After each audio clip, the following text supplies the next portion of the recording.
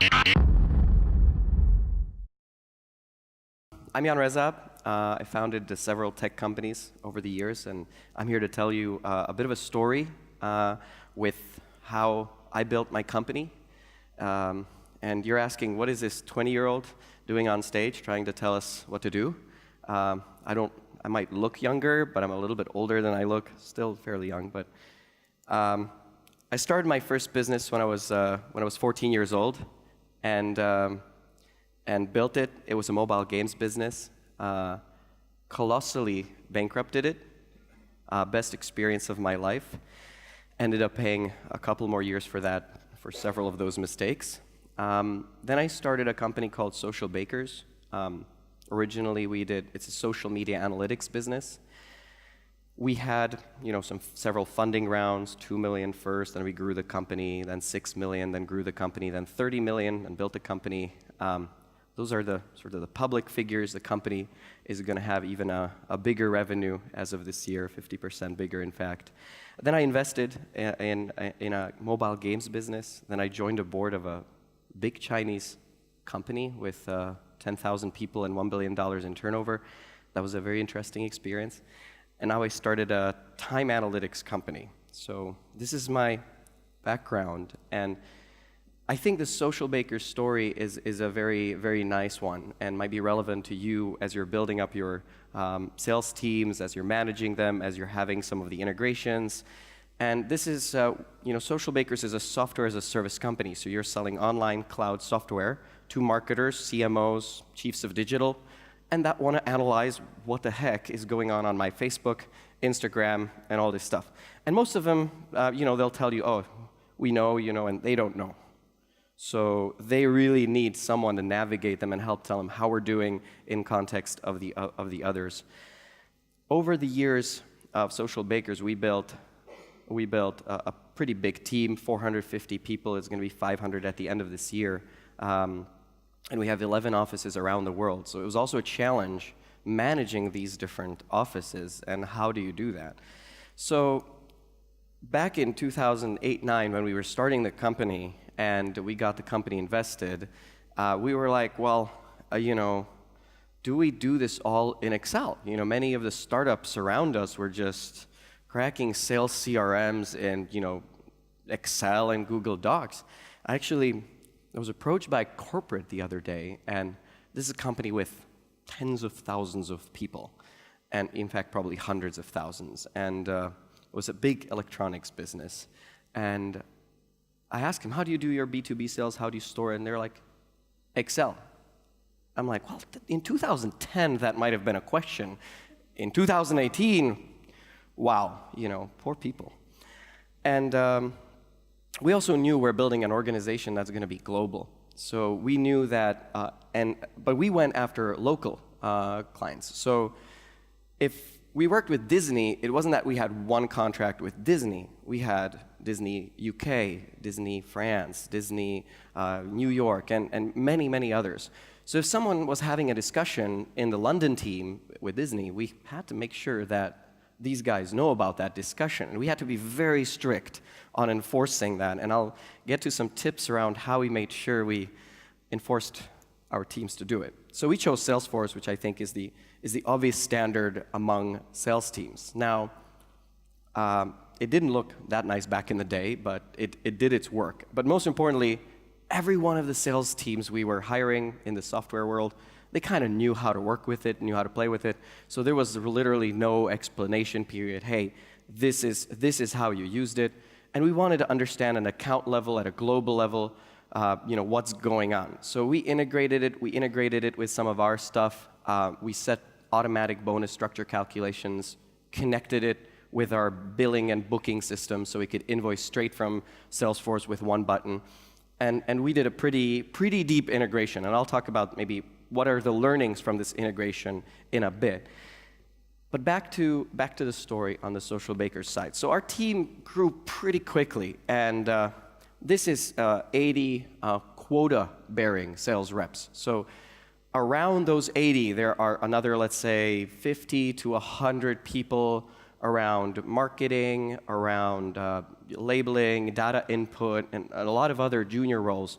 And that's not including the support team. So those are quota-bearing sales reps that we had to ramp very quickly. In some months and quarters, you'd be ramping up 10, 20 new sales reps. And of course, sales reps churn, so we cut the bottom, hired more on the top.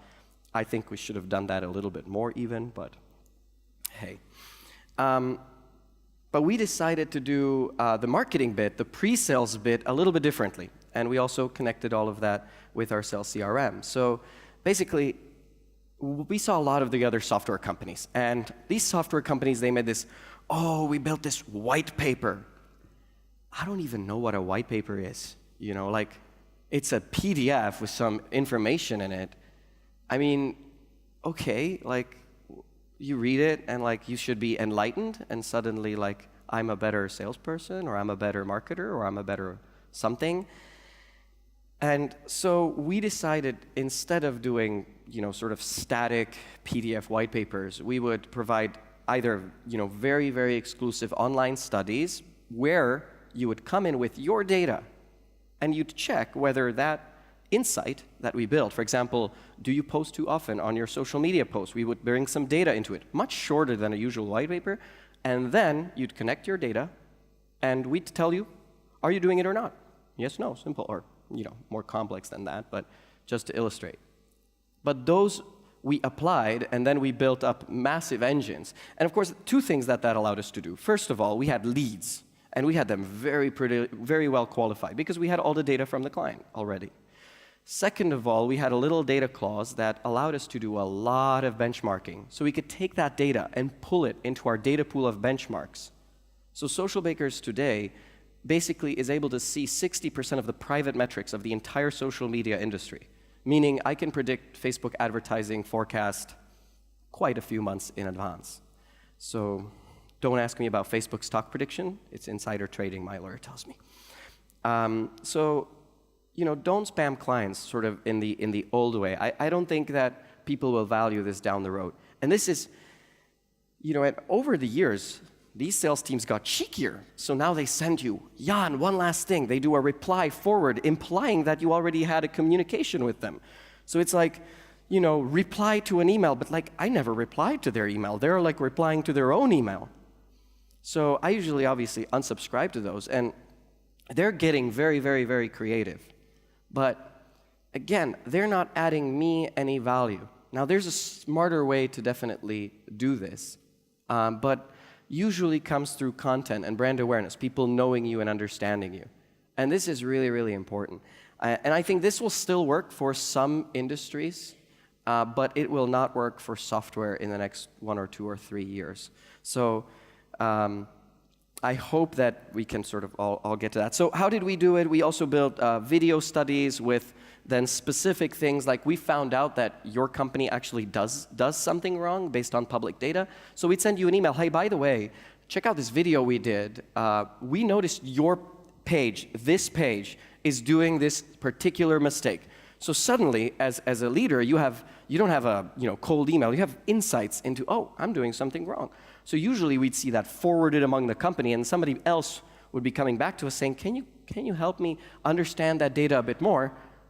And suddenly, demo, sales call, conversion. So we tried to make it easier for the sales teams.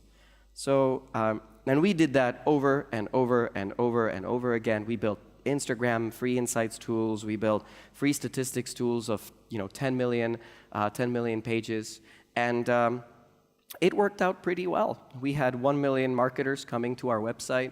I think there's now 2 million marketers registered on Socialbakers, all providing this sort of data, all voluntarily giving them and qualifying their contact data, their information, their page admins, their agencies even. We even got them to input what are their individual agencies. So again, pretty useful stuff. And of course we did social selling, lots of it in a fun way. So somebody really, we announce a post, then somebody says, oh, I'd love to test it out. So we reach out through social media. The public answer is somewhat funny, or at least just in their realm, and then we send them a private message with a very professional, hey, you want to talk to Bob here over in our New York. I noticed on your Twitter profile you're in New York City, so you want to talk to Bob, and we notice and we already qualify him through our team. So we had a very strong qualification team. And this is the beauty of today's social and digital sales. All of these guys are on LinkedIn, many of them are on Twitter, on social media. So we're living in an amazing sales time where you can build a pretty good profile about who you're talking to far ahead before you ever talk to them. They've probably written on the internet, they probably expressed their opinions on the internet, which you can follow up on, which you can have, cross-correlate with your content that your company is building. So you can do quite a bit. And I want to talk about some of the further best practices in the sort of the special integration of CRM. So some of these things might apply to only some B2B and B2C businesses, but this probably applies to absolutely everybody. Sort of if we haven't done this, it would have been sort of massive mistake. So what we did, the first thing that we did when we implemented Salesforce was email to Salesforce was activated. This is number one thing. So basically, because again, back to that Disney example, if my London guy is suddenly getting answers from Disney and mailing back and forth, I want my New York guy to see that communication and be able to follow up. Hey, I heard from your team in Europe. You might not be as specific as from who and when, but I heard from your team in Europe, this is really a company priority now. And if you miss it, it's a problem. You might have spent 1 or 2 additional meetings qualifying that. So, and those things happen in real time. So if you have 100 active sales guys, and majority of them are in, 10 different offices, which means you have offices with 2-3 people, you have offices with sort of 10, 12, 13 people in the big geographics, then you have to have that. Definitely connected with the email marketing system. So most of the email marketing systems that you can connect today, or even Salesforce's own marketing cloud, you can see whether they've even opened an email, whether they've read it. If they've clicked on links in that email. Every one of those attributes is a great signal that you can then use. Again, using it cross-regionally with great, account-level aggregation is very important. I think the first good thing we've done, we've created a beautiful account structure. It took us so long. Junior people came in and really made sure all of these accounts had a parent tree structure that you'd really be able to click from account to account in the same, one company up and down. So that a subsidiary of Coca-Cola in the UK that they just acquired became a client, so you're immediately hitting up Coca-Cola and you see sort of aggregated insights. This is critical, and for that, proper definition of accounts is very critical.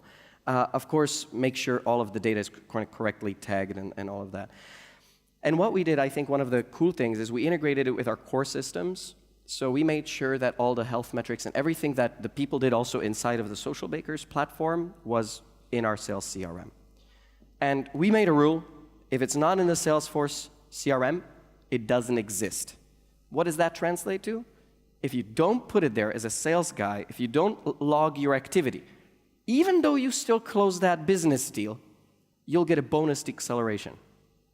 Why? Because you're hurting your colleagues and you're hurting the company. So you'll get a bonus. Unless you touch the sales guys and sales team's money, they won't do it. So before we implemented this, 20 to 40% people fill their activities properly. After, 95+%. There were only the renegades that were like, I'm not filling that out, and close like $1 million, $2 million in revenue, and then you're chopping their head, but you still don't want to fire them. It's like, damn. But you usually hire someone for those amazing people and have them fill it out for them, if that's sort of a problem. But usually ends up being one last person out of 100 people sales team, or 2 people, that you really want to kind of keep, or representatively chop, whichever. Social selling is becoming more and more critical. This I actually have a problem with from a data perspective, because like my Latin America team inside Socialbakers basically sells through WhatsApp. Now, while that's great, clients are used to it, they're used to it, everyone's on WhatsApp. That's their messaging. They don't even call each other, they just WhatsApp.